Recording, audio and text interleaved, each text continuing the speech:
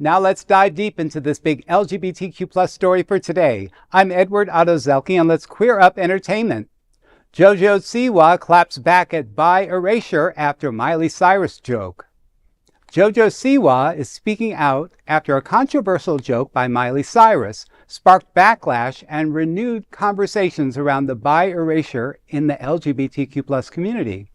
The drama began when Cyrus, who is pansexual, made a quip in a Dreamland Pride promo video, saying she was, quote, going back into the closet to find JoJo Siwa and bring her back out, end quote.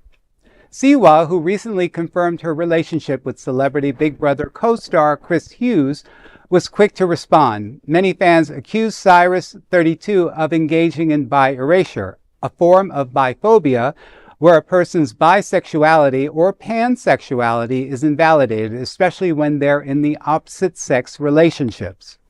Siwa took to Instagram to address the joke, saying, quote, this joke was not what the world or myself needed to hear any day of the week, end quote. She also emphasized that she didn't believe Cyrus was ill-intended. However, the joke was just not very good.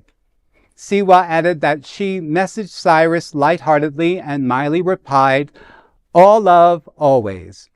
Siwa, a longtime fan of Cyrus, said, quote, honestly, the most beautiful thing I've learned in the last 5 years is that love is a gorgeous rainbow.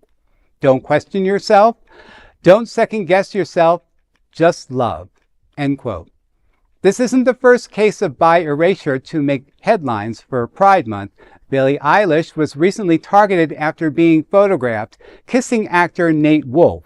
The incident reignited harmful assumptions about the LGBTQ plus identity and who gets to be queer enough. Once again, the queer community is reminded love is not limited to who you're seen with, it's who you are. Well, this is a good lesson, I think, for anybody.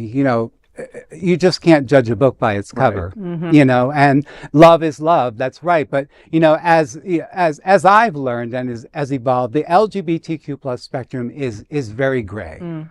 And there's so many different levels. And, you can't just presume that someone's one sexuality or somebody's this. You have to meet them at face value and get to know them. So, when you have celebrities commenting on other people's, relationships, you have to think to yourself, are you using your platform for good, or is this about, promoting something at this point? But, they see the error of their ways. I think they're young enough that they can kind of just skirt and get this over with. So, I think JoJo's like 21, yeah. Right? Like she's young, 19, something like that. She's young. But but Miley Cyrus is like in her 30s, right? Something like that. Miley Cyrus wasn't the only one who said this joke. Everybody has been saying this joke, okay? And it's sort of funny. And in our community, we make fun of each other, right? That's kind of how we do. And we learn early on to have a thick skin because people outside of our community make fun of us. People inside of our community make fun of us, right? We get a thick skin about it. So, this story gets me because, yes, I'm a lesbian. I'm married to a woman, right? I'm in love with my wife. I'm more in love with her every single day. But I dated men. I don't hate men. And it's very hard to explain to men when they go, oh, yeah, don't worry, Faye don't want anything to do with that. I don't take the time to explain because why, right? But by looking at someone you don't know what they are. So you're just saying that she's with Chris Hughes right now and he's making her have a great time. Right. She's 10. She's going to have 15 more relationships in the next 2 years. Right. And they'll be with anything that she wants because she's pan. Being pan means you like it all. You're open to go out with someone queer, trans, bi, anything it is. So the guy was just the next one up on the list. I think this story really highlights a problem that I always have found in this community, and that's the judgment factor. And the judgment factor, because this community is supposed to stand for liberation. And liberation means it's supposed to stand for do whatever the heck you want to do. Like, child, who cares who you're with? I've been with a trans person. I've been with a drag queen. I've been with, and people are like, hey, Jamal, you dated, girl, get out my business. Mind your business. Like, get out my business.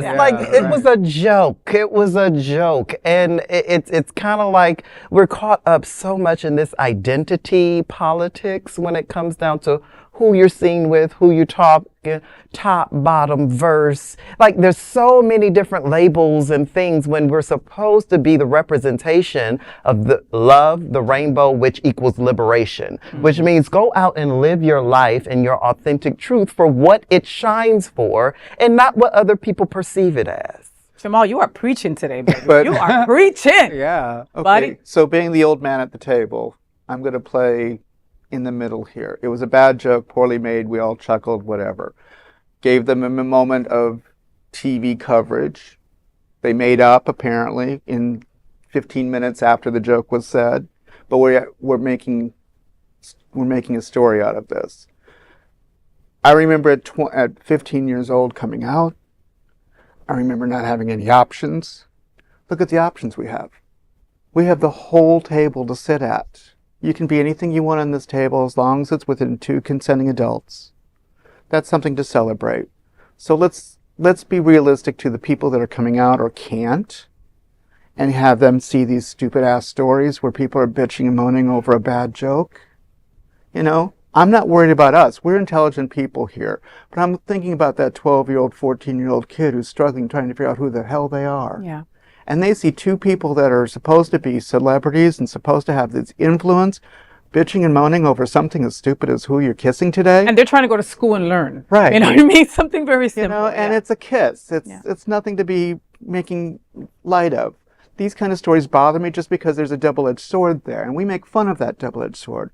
But I keep thinking of the generations that are coming behind. So I you know, yes, it's cute and funny to a certain degree, but I also remember how it could also be a double-edged sword, because I want kids to be alive.